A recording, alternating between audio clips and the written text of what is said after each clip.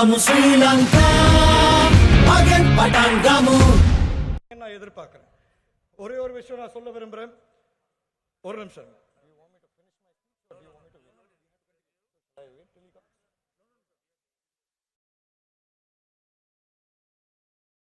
எல்லாருமே அங்க பாத்தீங்கன்னா நாட்டின் அடுத்த ஜனாதிபதி ரணில் விக்ரமசிங்க அவர்கள் வருகை தந்துட்டு இருக்காரு.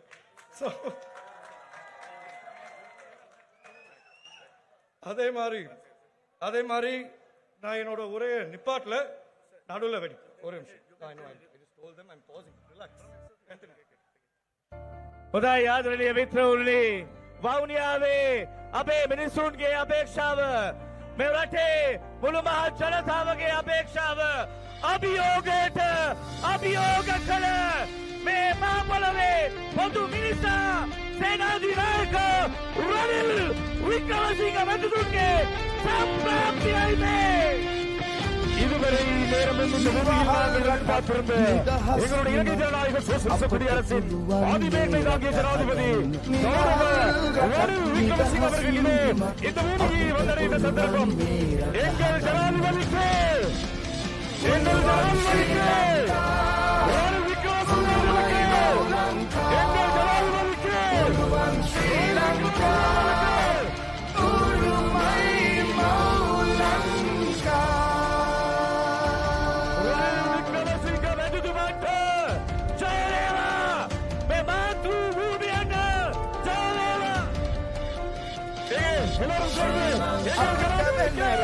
නැහැ මේ පසු හැරෙන්න අපිට රටක් නැහැ මේ ආපසු හැරෙන්න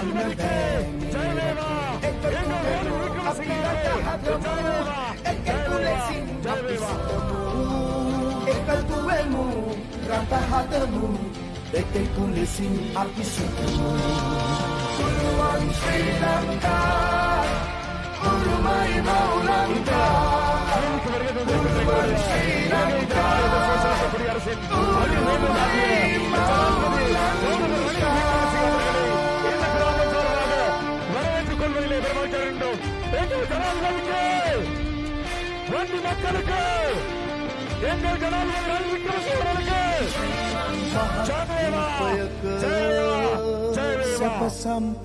தொடர்ந்தும் இதோ எங்களுடைய அமைச்சர் ஜீவன் தொண்டமாட் அவர்கள் எங்கே எல்லோரும் சேர்ந்து எங்கள் ஜனாதிபதிக்கு ரணில் விக்ரமசிங்க அவர்களுக்கு எங்கள் ஜனாதிபதிக்கு கேஸ் சின்னத்துக்கு எதிர்கால ஜனாதிபதிக்கு எங்கள் ஜனாதிபதிக்கு ரணில் விக்ரமசிங்க அவர்களுக்கு ஜெயவேவா ஜெயவேவா ஜெயவேவா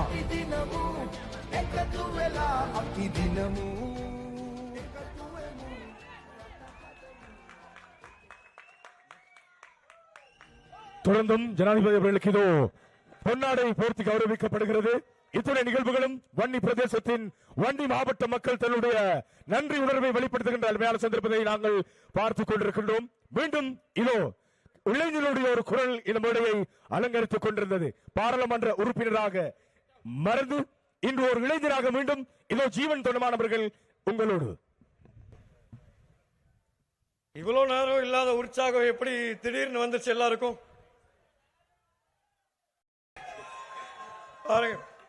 எனக்கு இதிலே தெரியுது ஜனாதிபதி ரணில் விக்ரமசிங்க அவர்களின் வெற்றி உறுதியாச்சுன்னு வவுனியா மேடையில். அதே நேரத்தில் நான் மக்கள் எல்லார்கிட்டையும் சொல்ல ஒரே ஒரு விஷயம் என்னன்னா, மலையக மக்கள் சம்பந்தமாக நான் இந்த இடத்துல சொல்லணும். ஏன்னா அப்பதான் உங்களுக்கும் நம்பிக்கை கட்டாயம் வரும். நாங்க வெறுமனே பதவிக்கோ வாகனத்துக்கோ ஆசைப்பட்டு நாங்க ஜனாதிபதி ரணில் விக்ரமசிங்க அவர்களுக்கு எங்களோட ஆதரவு நாங்க கொடுக்கல. ஜனாதிபதி ரணில் விக்ரமசிங்க அவர்களுக்கு மலையக மக்களோட ஆதரவு வேணுங்கிறப்ப எங்கள்கிட்ட பேசி எங்கள்கிட்ட சொன்னாரு, நான் நிரந்தர தீர்வு கொடுக்க விரும்புறேன்.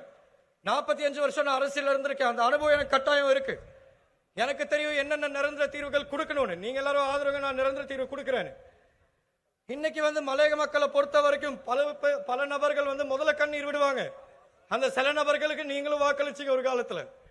இந்த பல நபர்கள் சொல்ற ஒரு விஷயம், அவங்க தற்காலிக நாள் கூலி சம்பளத்தை பத்தி பேசும்போது ஜனாதிபதி அவர்கள் நிரந்தர தீர்வா சிறுதோட்ட உரிமையாளர் சொல்லி 1700 ரூபாய் சம்பளத்தை வழங்கியிருக்காரு. அதுக்கு நான் மலையக மக்கள் சார்பாக என்னோட நன்றியை நான் தெரிவிச்சுக்கிறேன் இந்த மேடையில். அதே மாதிரி நிறைய பேர் எப்பவுமே மலையக மக்கள் நான் சொல்றது ரெண்டே பிரச்சனை தான். வீட்டு பிரச்சனை சம்பள பிரச்சனை, வீட்டு பிரச்சனை சம்பள பிரச்சனை. ஆனா வீட்டு பிரச்சனையை பொறுத்த வரைக்கும் அது ஒரு தற்காலிக விஷயம். இன்னைக்கு மலையக மக்கள் கிட்டத்தட்ட 2,51,000 குடும்பங்கள் இருக்காங்க. இங்க இருக்க சில குடும்பங்களையும் சேர்த்து அவங்களுக்கு கிட்டத்தட்ட 1,76,000 வீடுகள் கட்டியாகணும். அரசாங்கத்துக்கிட்ட இப்ப இருக்கிற காசுல, எப்போதுமே இருந்த காசுல வெறுமனே ஒரு வருஷத்துக்கு 1000 வீடுகள் தான் கட்ட முடியும். அப்படி இருக்கும்போது எப்படி அனைவருக்குமே வீடு கட்டுறது?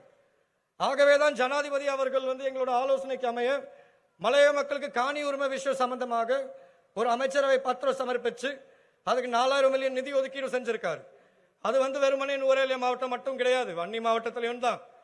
இன்னைக்கு இங்க இருக்கிற நில பிரச்சனைக்கும் கட்டாயம் ஜனாதிபதி உங்களுக்கு ஒரு தீர்வு எடுத்து தருவார். ஏன்னா நாங்க நான் ஏற்கனவே சொன்ன மாதிரி வெறுமனே அரசியல் ரீதியா முடிவெடுத்து ஜனாதிபதி அவர்களுக்கு நாங்க வாக்களிங்கன்னு சொல்ல. இங்க இருக்கிற ஜீவன் தொண்டமான் வெறுமனே ஒரு இளைஞனா, ஒரு இலங்கை நாட்டை சேர்ந்த ஒரு இளைஞரா, இந்த நாடு நல்லா இருக்கணும்னு நினைக்கிற ஒரு இளைஞரா, உங்க வீட்டு பிள்ளையா நான் உங்கள்கிட்ட கேட்கிறேன், ஜனாதிபதி ரணில் விக்ரமசிங்க அவர்களுக்கு நீங்க வாக்களிப்பீங்களா மாட்டீங்களா?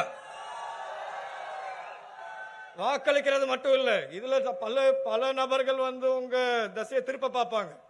அவங்க சொல்லுவாங்க, இவர் கல்வர்களை பாதுகாக்கிறாங்க, இவர் தவறு செஞ்சவங்களை பாதுகாக்கிறாங்க, ஊழல் செஞ்சவங்களை பாதுகாக்கிறாங்க சொல்றாங்களா இல்லையா?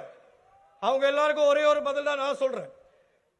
மக்கள் தெரிஞ்சுக்கட்டும் அடுத்த தேர்தலை பத்தி நினைக்கிறது யாரு, அடுத்த தலைமுறையை பத்தி நினைக்கிறது யாருன்னு.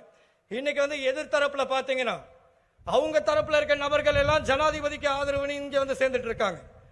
இவர் பாதுகாக்கிற சொல்றாங்களே சில பேர், இவர் பாதுகாக்கிற சில கல்வர்கள், சில ஊழல்வாதிகள், அவங்க எல்லாருமே இப்ப எங்க போறாங்க? எதிர்த்தரப்புக்கு போய் ஆதரவு கொடுக்கறாங்க. ஆனா அவங்க எதிர்த்தரப்புக்கு போகும்போது அவங்க எல்லாருமே புத்தரா மாறிடுவாங்க. இதான் எனக்கு புரியாத விஷயம். ஆகவே மக்கள் நீங்க சிந்திச்சு சுதாரணமா இருங்க. இன்னைக்கு இருக்க தருணத்துல நீங்க உங்க குழந்தைங்களுக்கு தான் வாக்களிக்கிறீங்க.